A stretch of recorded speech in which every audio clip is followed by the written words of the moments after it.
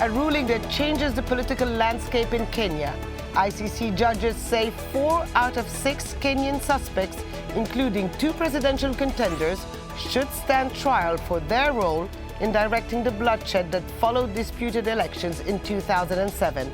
Are there winners from the ICC process? What are the lessons drawn to Kenyans? This is Inside Story.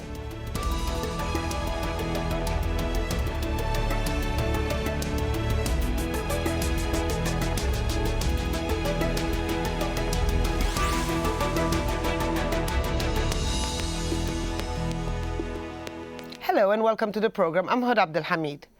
The International Criminal Court confirmed that they will bring to trial 4 of 6 Kenyan officials accused of directing the violence that followed the disputed elections in December of 2007. The court said there was sufficient evidence to put the 4 men on trial for their role in the country's bloody post-election violence.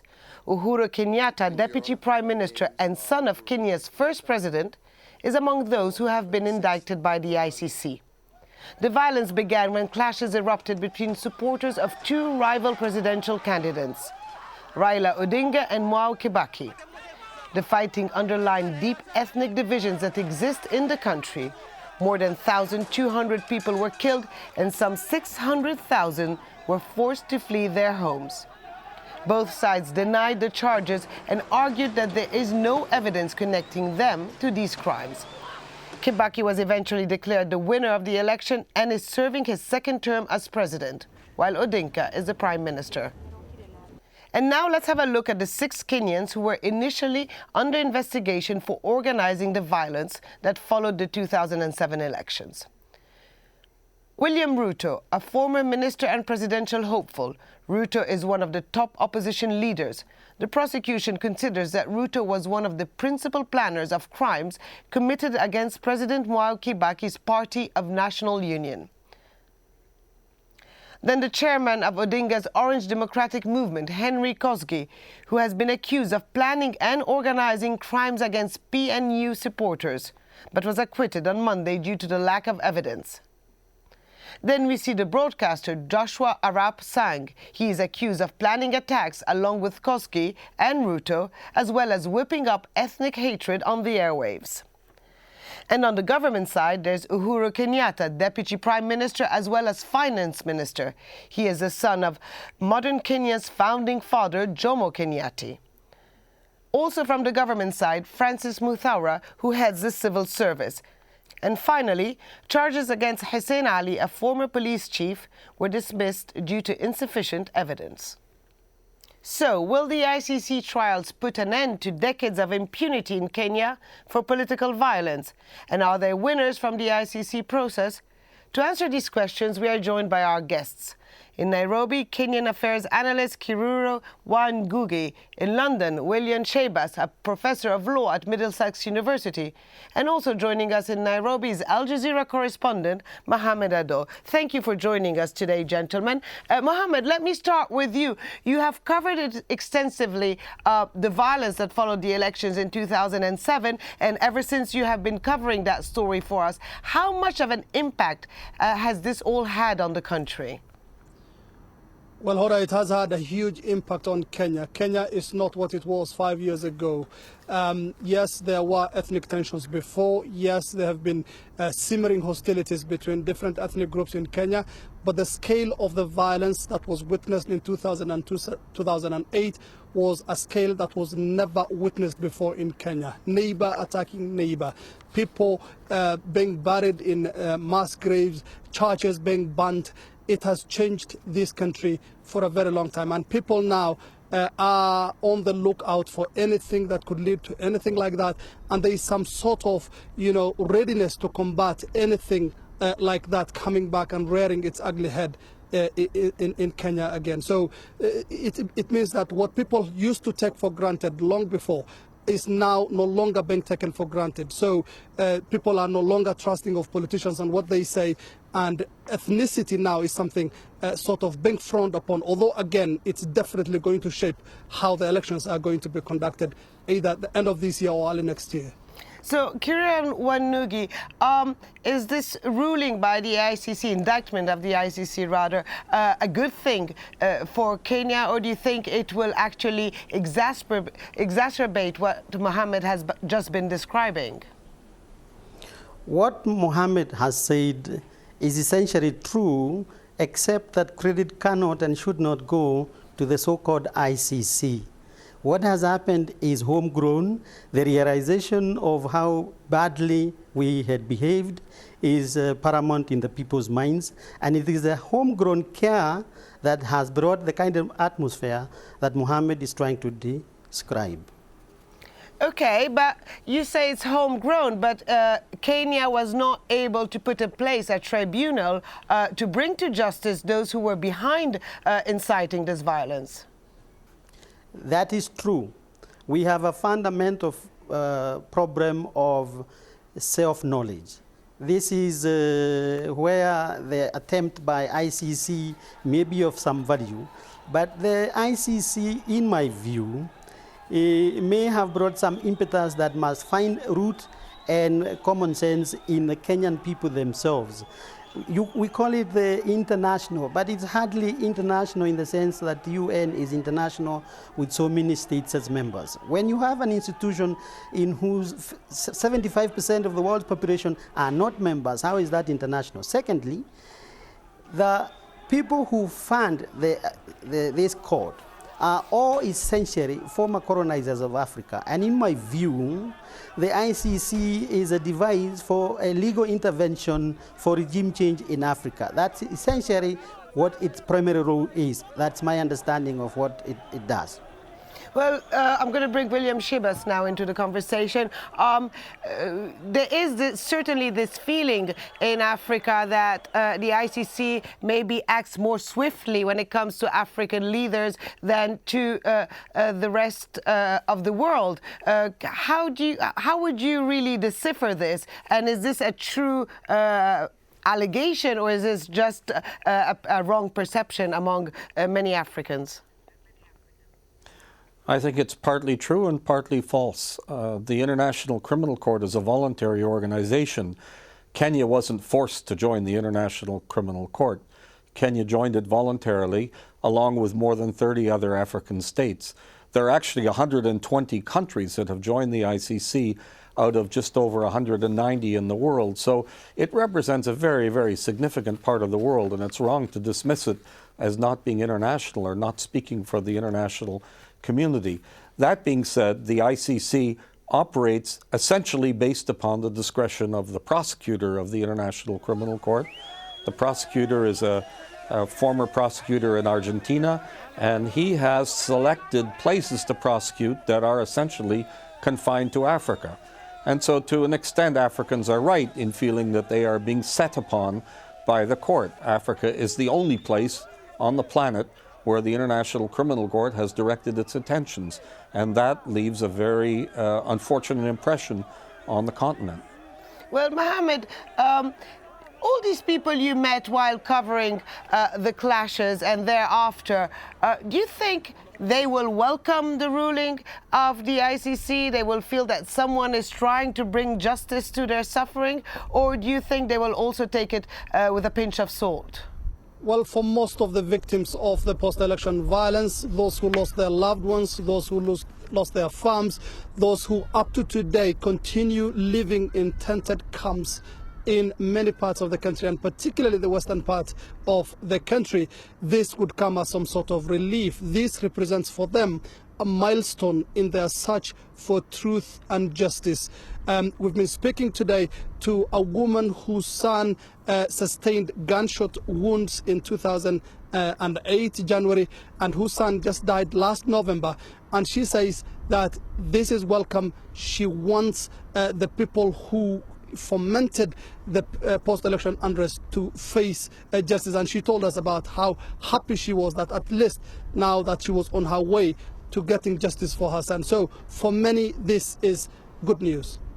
Well, Kiriro, in view again of what Mohammed just said, if Kenya is not able to bring justice to all those people, and the ICC steps in. Is that something viewed, and the ICC says that it's doing that to stop that, let's say, feeling of impunity when it comes to violence, and especially post-election violence in Africa? Do you think it will have that right impact it says it wants to have, or really this ICC trial now would be looked upon at just another trial of African leaders with no real consequence on the ground? The victims may very well feel like they might get help from the ICC. They may be hoodwinked to think that even prosecuting successfully just 4 Kenyans may give them what you're calling justice. The reality is very different. There is no way Kenyan people, including all the victims, some of whom are not even represented in the current process, will ever get any remedy or even justice by the prosecution of merely 4 people. That is what I'm saying, therefore, that the only thing that will finally settle the victims' issue and justice must and should be homegrown, and it is much wider than just 4 people. This is just a clever device to pretend like they are sorting out any of the victims' problems. The truth lies elsewhere. And where does the truth lie? The truth lies in a serious process of reconciling the Kenyan people themselves. It has happened elsewhere in Rwanda, for example. It happened after apartheid in South Africa. It can happen here in Kenya, and it's a massive exercise. And that is not what the ICC is suing for. The ICC is suing a different agenda altogether, intervention for regime change in Kenya. Well, William Schabas, I think one of the main questions really among people is, what is the role of a court or justice in a country, and what is the role of the International Criminal Court, and which is actually better for the future of a country? Well, we've been at international criminal justice and international tribunals now since the end of the Second World War, with the experiments, in a way, at Nuremberg and Tokyo. But then more recently, since the Yugoslavia Tribunal was set up, we've had a whole range of international criminal prosecutions. They rarely can do more than prosecute a symbolic number of leaders. In Yugoslavia, they prosecuted, I think, about 150 people. In Rwanda, considerably less. And yet the justice that they deliver is undoubtedly of great significance for the country. It's part of a process. All it can do is begin a process, or see that one that's being neglected or overlooked within the country is carried out. So to that extent, people shouldn't have enormous expectations. At the same time, I can understand how the people who were victimized in the post-election violence now feel that a degree of justice has been done.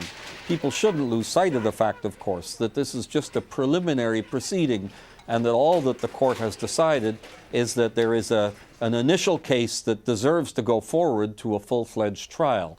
We don't know how the witnesses will stand up under cross-examination. We don't know what the defense lawyers will bring in opposition, so we shouldn't be too quick to assume that this is all done and dusted. It's just the beginning of a process at this stage, and it's of course true to say that the ball has to remain in the court of Kenya. It's for the Kenyans to see that this process of justice, of reconciliation, of reparation for the victims, that all of these things go on. The International Criminal Court can only spark that process, and it appears to be having some success in doing that.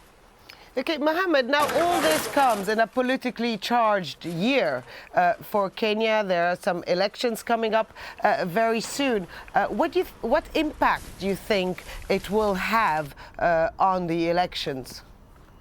Well, it will have a huge impact in that 2 of the people who've been indicted, Uhuru Kenyatta, the son of the founding father of this nation, Mzee Jomo Kenyatta, who is also the Deputy Prime Minister and Minister for Finance, and William Ruto, a former member of the Kenyan cabinet and a tribal kingpin of the ethnic Kalenjin community in Rift Valley, Kenya, are contesting the presidency. They say, even today, after the the indictment was made public, they said they will continue being on the race to the presidency of this country. Now, that complicates the whole thing because many Kenyans, for example, would not want to have people who've been indicted, people who are facing criminal charges in an international criminal court to be their leaders. And while, you know, again, at the end of the day, it's the issue of ethnicity that's going to decide who wins the elections. And these two are coming from some of the most populous communities in the country. So in the event that Uhuru Kenyatta gets the presidency, then it's going to complicate a lot of things for Kenya, many analysts feel. But again, there is also the issue of the Constitution and what does it say about people with such records or people who are facing criminal charges running for public office and one as high as the presidency.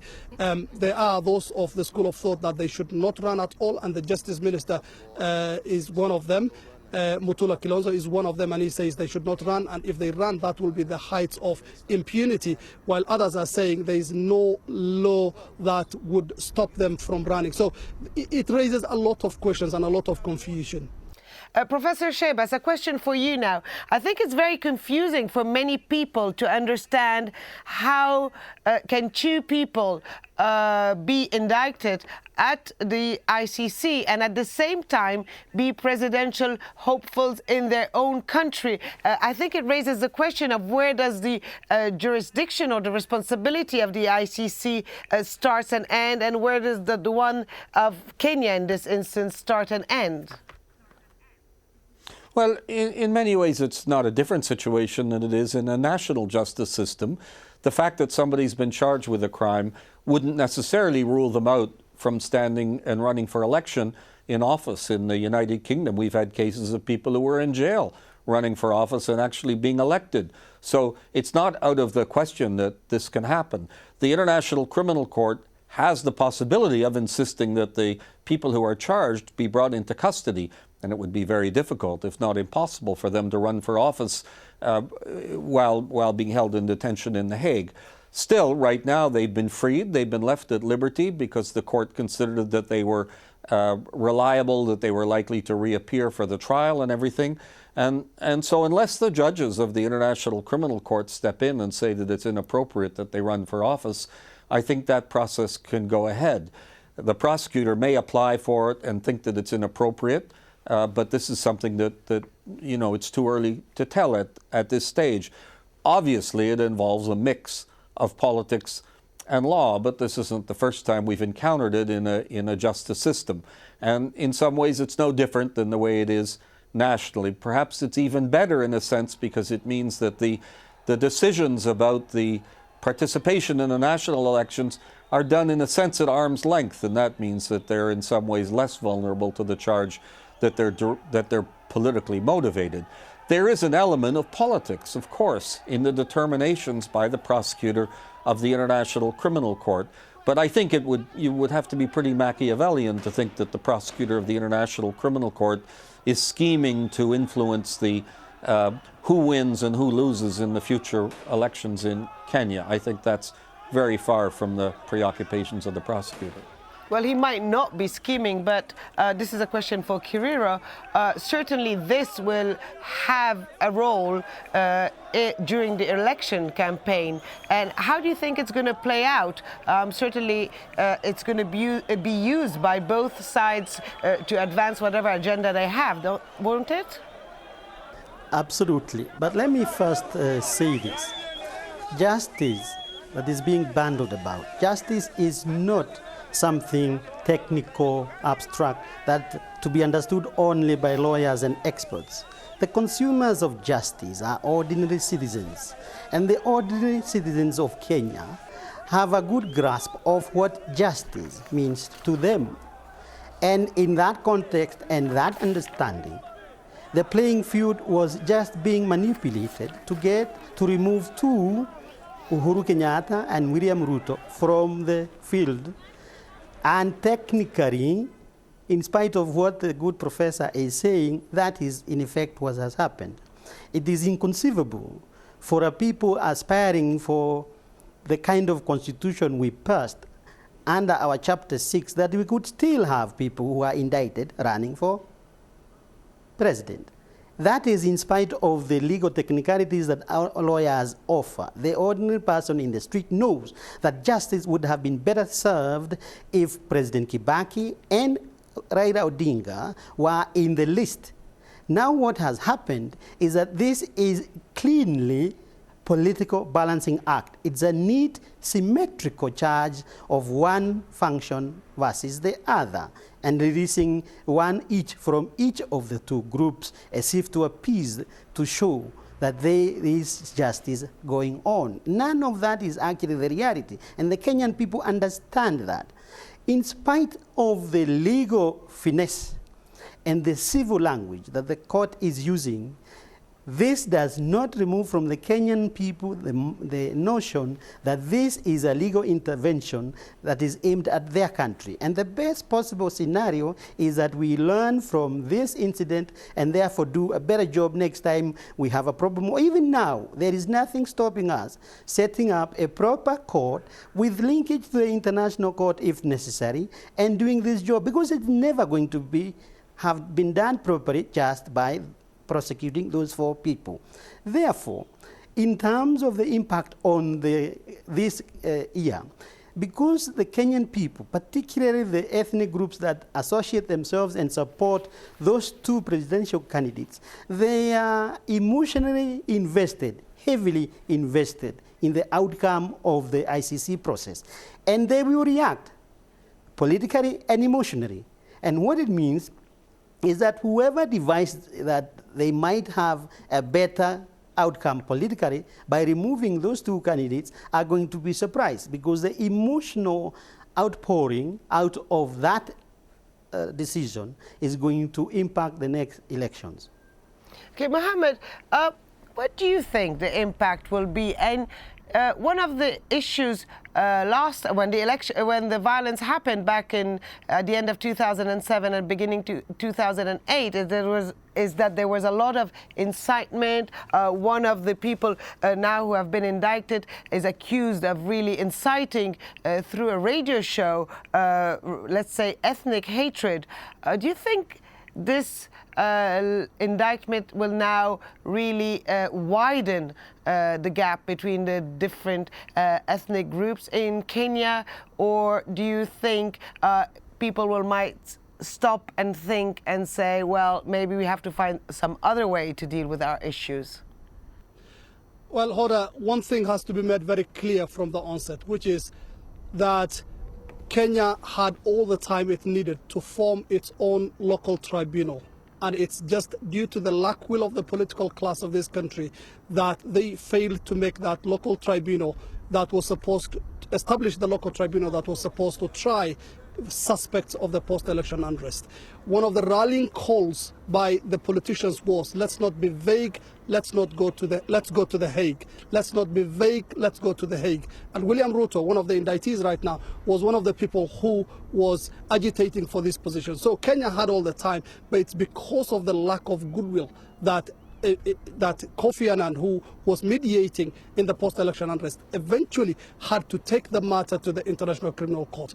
That said, however, now on the impact on the political scene, as well as whether it's going to bring it's going to widen the rifts that's already there, I don't think so.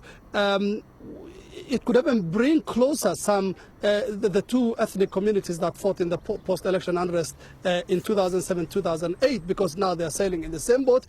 It's their leadership that's being tried, and they are blaming another individual in the form of the Prime Minister of Kenya, Raila Amolo Odinga, who they believe would, that the current situation where both Uhuru Kenyatta and William Ruto are indicted, that it will serve him and he might get the presidency on a silver platter. But that all is up in the air, and we don't know how the elections are going to be fought. But definitely ethnicity will be part of it, and there will be a lot of coalescing and different parties coming together.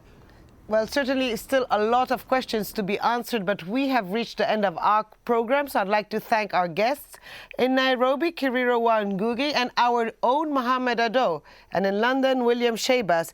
And thank you very much for joining us on this edition of Inside Story. If you want to send us your feedback, just email your thoughts to us at insidestory@aljazeera.net. Thanks for watching and goodbye for now.